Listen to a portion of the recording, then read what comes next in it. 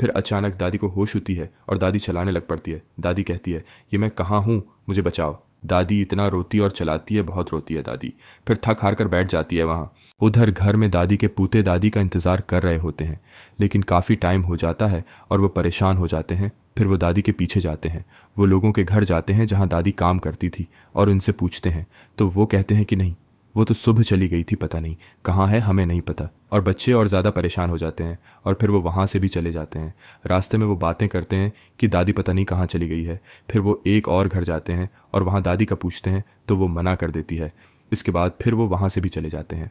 इधर दादी को कनवी के अंदर एक बहुत बड़ा अंडा मिलता है और दादी उसको देखकर हैरान हो जाती है और दादी उसको उठा लेती है और दादी कहती है, ये तो बहुत भारी है। दादी उसको पकड़ कर बैठ जाती है और रो रही होती है। तो बच्चे वहाँ से गुजर रहे होते हैं तो उनको कनवे में से आवाज़ होती है और वो भाग कर कनवे के पास होते हैं और वो दादी की आवाज़ सुनकर बोलते हैं, दादी तुम अंदर हो? दादी कहती है, हाँ मैं अंदर हूँ। दादी बोलती है, बच्चों मुझे बचा लो, इधर कहीं कोई बड़ी सी लकड़ी देखो और वो नीचे फेंको तो मैं उसके साथ ऊपर आती हूँ और मुझे खींचना, मेरी तबीयत ठीक नहीं है। फिर एक बच्चा भागा जाता है और वो जाकर एक बहुत बड़ी लकड़ी पकड़ता है और वो लेकर आता है। फिर वो कन्वे में डालता है और दादी फिर उसके साथ लटक कर ऊपर आ जाती है। दादी बाहर निकल के अपने बच्चों को बहुत प्यार करती है और फिर उनके साथ चली जाती है अपने घर पर और घर ऊपर उनको सारी बात बताती है कि मैं कैसे वहाँ पर गई थी। और दादी भूख से ढाल होती है तो वो अंडा पकने के लिए रख देती है और ये सब अंडे को देख रहे होते हैं कि दादी इतना बड़ा अंडा कैसे हो सकता है। अंडे को वो इतना पुकार रहे होते हैं और साथ देख रहे होते हैं तो एकदम से अंडा फट जाता है और उसमें से सोने की ईंटें गिरती हैं और पूरा कमरा सोने से भर जाता है। दादी एकदम हैरान हो जाती है और उसके पोते भी, और वो इतने खुश हो जाते हैं। फिर वो जल्दी जल्दी से शॉर्ट केस में सोने की ईंटें रखते हैं और फिर सुबह दादी सुनियारे के पास जाती है और उसको जाकर सोने की ईंटें बेचती है और पैसे लेती है। और फिर दादी बहुत बड़ा महल खरीदती है अपने लिए और अपने पूतों के लिए और फिर दादी उनको वहाँ पर लेकर जाती है और बोलती है कि अभी ये तुम लोगों का घर है। और बच्चे बहुत खुश हो जाते हैं अपना महल देखकर और बच्चे दादी का शुक्रिया अदा करते हैं और दादी को कहते हैं, दादी अब हमारी जान है। फिर इसके बाद दादी उनको महल दिखाती है सारा और ये लोग हंसी खुशी ज़िंदगी गुजारने लग जाते हैं। वहाँ पर लोगों की मदद करते हैं, उनको कपड़े राशन सब कुछ देते हैं ये। और गरीब लोग दादी अम्मा के लिए बहुत दुआएं करते हैं और दादी उम्मा और उसके पोते बहुत ज़्यादा कारोबार कर लेते हैं।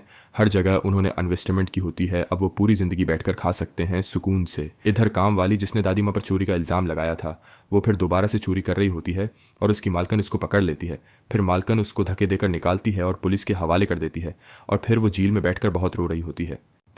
इसको याद होता है कि मैंने एक बुढ़िया के साथ ये सब किया था तो आज मेरे सामने हो रहा है।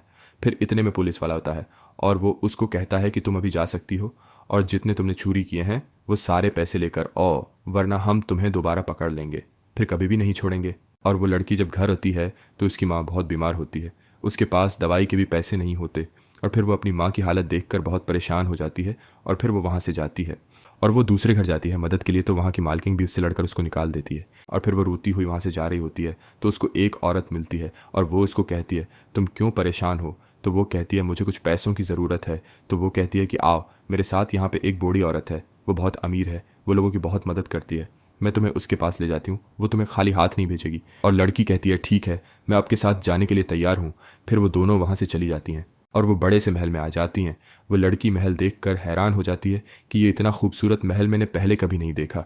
वहाँ पर मुलाजिम काम कर रहे होते हैं, हर तरफ रौनक ही रौनक होती है। और वो औरत उसको कहती है कि ये नया नया महल बना है, ये एक बूढ़ी औरत का महल है, वो और उसके बच्चे यहाँ रहते हैं।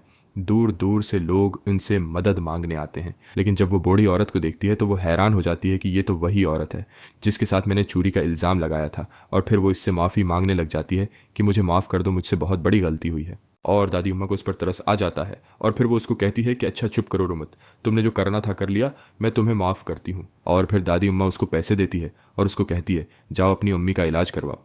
और फिर दादी उम्मा अपने पूतों के पास चली जाती है और अपने पूतों को सारी बात बताती है और उनसे कहती है कि बेटा कभी भी किसी के साथ बुरा मत करना, हमेशा सच्चाई के रास्ते पर चलना, अल्लाह तुम्हें कभी भी अकेला नहीं छोड़ेगा।